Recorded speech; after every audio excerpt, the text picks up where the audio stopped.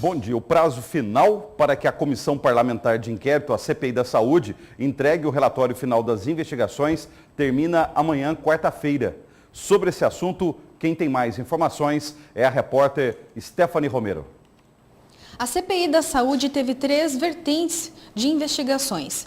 A primeira foi sobre a falta de medicamentos, em seguida sobre ingerência política e gestão temerária e, por último, sobre o Prêmio Saúde. Eu converso agora com o presidente da CPI, o vereador Abílio Júnior. Vereador, explica para nós sobre a falta de medicamentos. Não foi por dinheiro, né? Foi falta de gestão. Correto. O que a gente identificou é que alguns procedimentos que o SUS e o Ministério da Saúde orienta para que evitar que tenha falta de medicamentos no município não foram seguidos. Parâmetros, por exemplo, como história de consumo, controle de estoque, controle de caixa, pessoas qualificadas na gestão.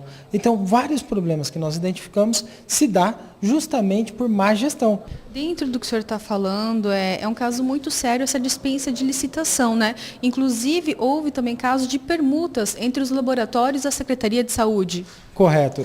Nós, inclusive, fizemos flagrantes, onde a gente identificou no local uma empresa fazendo permuta de medicamentos na hora da entrega. Não é permuta entre hospitais e nem nada, é permuta diretamente com a empresa.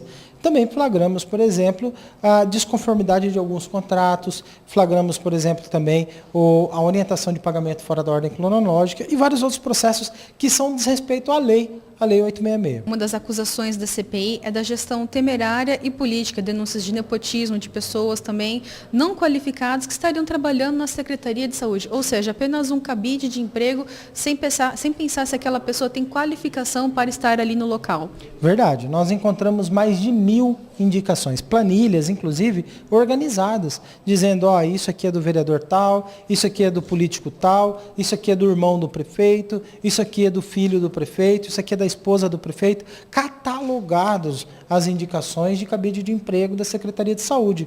E chegamos a tal ponto que a Central de Distribuição de Medicamentos, que é o lugar onde gerencia todos os medicamentos para distribuir para as unidades, era administrada por 2 turismólogos, ou seja, pessoas formadas em turismo, cuidando da gestão e distribuição de medicamento.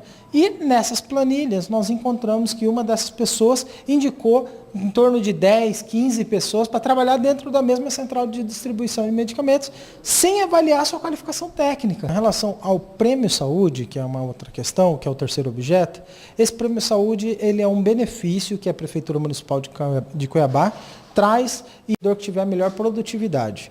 O que acontece? É que muitos dos servidores que ganhavam esse Prêmio Saúde não tinham avaliação do mérito, para dizer se ele tinha produtividade ou não, mas sim, às vezes, pelo apadrinhamento político, pela indicação, ou pela vista grossa dos seus serviços.